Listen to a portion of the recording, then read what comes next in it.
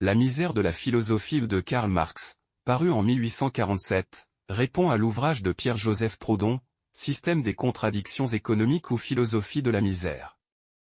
Marx y critique en détail les théories économiques et politiques de Proudhon, notamment sa conception de la propriété et de la valeur. Il compare également leurs théories respectives sur le travail et la répartition des richesses, mettant en lumière leurs divergences fondamentales. En rejetant l'idéalisme et l'utopisme de Proudhon, Marx défend le socialisme scientifique et une approche matérialiste de la transformation sociale. Ce livre est crucial pour comprendre les premières divergences entre Marx et d'autres penseurs socialistes, jetant ainsi les bases du marxisme. Voici quelques-uns des aspects principaux de ce livre. Critique du socialisme de Proudhon. L'analyse philosophique de la critique marxiste du socialisme de Proudhon révèle plusieurs éléments clés. Tout d'abord, Marx s'attaque aux théories économiques de Proudhon, en mettant en lumière ce qu'il considère comme des contradictions et des lacunes dans sa compréhension de la valeur, de la propriété et du travail. Marx insiste sur l'importance de la théorie de la valeur travail, qu'il considère comme centrale pour comprendre les dynamiques économiques sous-jacentes au capitalisme. En ce qui concerne les propositions politiques de Proudhon, Marx critique leur caractère réformiste et leur manque de radicalisme. Il argumente que les solutions proposées par Proudhon, telles que le Crédit Mutuel ou la Banque du Peuple, ne remettent pas en question les fondements du système capitaliste et ne permettent pas une véritable transformation sociale. Au cœur de cette critique philosophique se trouve une divergence fondamentale dans les perspectives sur la nature du changement social. Alors que Proudhon prône des réformes graduées au sein du système existant, Marx insiste sur la nécessité d'une révolution sociale radicale pour renverser le capitalisme et établir une société communiste sans classe. Cette analyse met en lumière les différences philosophiques profondes entre les approches de Marx et de Proudhon en matière de socialisme, mettant en évidence leurs divergences sur la nature de la propriété, du travail, de la valeur et de la stratégie politique nécessaire pour atteindre une société juste et égalitaire. Analyse économique. L'analyse économique de Marx des théories de Proudhon offre un éclairage crucial sur les différences philosophiques et théoriques entre les deux penseurs. Marx met en avant plusieurs points de divergence significatifs. 1. Propriété. Marx critique la conception de la propriété de Proudhon, qui prône l'idée d'une petite propriété individuelle comme moyen de réforme sociale. Marx argue que cette approche ne remet pas en question la nature fondamentale de la propriété privée des moyens de production qui est inhérente au capitalisme. Au contraire, Marx insiste sur la nécessité de l'abolition de cette forme de propriété en faveur de la propriété collective ou sociale des moyens de production. 2. Valeur. Marx conteste la théorie de la valeur de Proudhon, qui s'appuie sur le travail moyen nécessaire à la production d'une marchandise pour déterminer sa valeur. Marx avance que cette conception ne saisit pas adéquatement la nature de la valeur dans le cadre du capitalisme, où la valeur est déterminée par la quantité de travail socialement nécessaire incorporée dans une marchandise.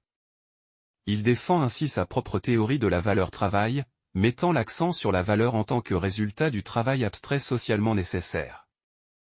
3. Travail. Marx souligne également les divergences entre sa conception du travail et celle de Proudhon.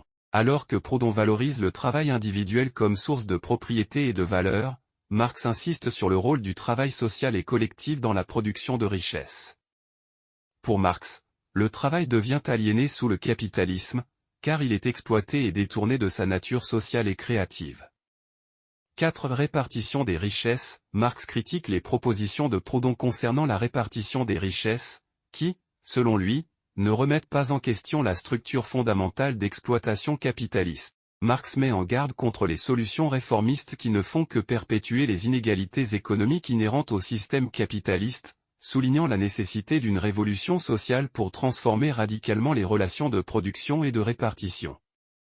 En résumé, l'analyse économique de Marx des théories de Proudhon met en lumière les différences fondamentales entre leurs perspectives sur la propriété, la valeur, le travail et la répartition des richesses, révélant ainsi les divergences philosophiques et théoriques profondes entre les deux penseurs. Théorie de la valeur travail. Dans son analyse de la théorie de la valeur travail de Proudhon, Marx souligne plusieurs différences fondamentales entre cette théorie et sa propre perspective économique. Tout d'abord, Proudhon définit la valeur d'une marchandise en fonction du travail moyen nécessaire à sa production. Cette approche, selon Marx, néglige la dimension sociale et historique du travail, ainsi que le rôle de la division sociale du travail dans la détermination de la valeur. En revanche, Marx développe sa propre théorie de la valeur travail, selon laquelle la valeur d'une marchandise est déterminée par la quantité de travail socialement nécessaire pour sa production, reflétant ainsi les rapports sociaux de production capitaliste. De plus, Marx critique la conception de Proudhon selon laquelle la valeur est intrinsèque à la marchandise elle-même, indépendamment de son contexte social et économique. Pour Marx, la valeur est une relation sociale spécifique qui émerge dans le cadre des rapports capitalistes de production et qui est conditionnée par les contradictions et les antagonismes inhérents à ce mode de production. En outre, Marx met en garde contre les implications politiques de la théorie de la valeur travail de Proudhon, notamment en ce qui concerne la réforme sociale. Pour Proudhon, la reconnaissance du travail individuel comme source de valeur conduit à une vision réformiste de la société, où la répartition équitable des richesses peut être atteinte par la valorisation du travail individuel.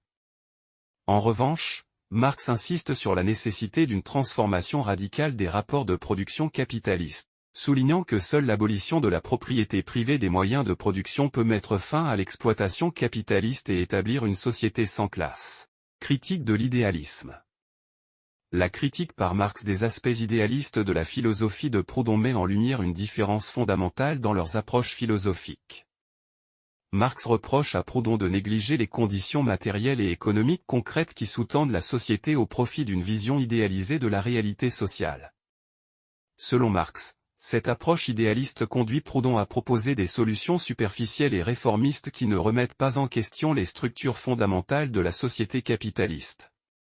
Pour Marx, la philosophie de Proudhon est caractérisée par un manque de matérialisme historique, c'est-à-dire une analyse basée sur les conditions matérielles et économiques réelles qui façonnent la société. Au lieu de cela, Proudhon adopte une perspective idéaliste qui donne une place prépondérante aux idées et aux concepts abstraits au détriment de l'analyse concrète des relations sociales et économiques. Marx insiste sur l'importance d'une analyse matérialiste de la société qui met en évidence les contradictions et les antagonismes inhérents au mode de production capitaliste. Cette critique de l'idéalisme de Proudhon s'inscrit dans le cadre plus large du matérialisme dialectique de Marx, qui postule que les idées et les institutions sociales sont le produit des conditions matérielles et économiques dans lesquelles elles se développent. Critique de l'utopisme.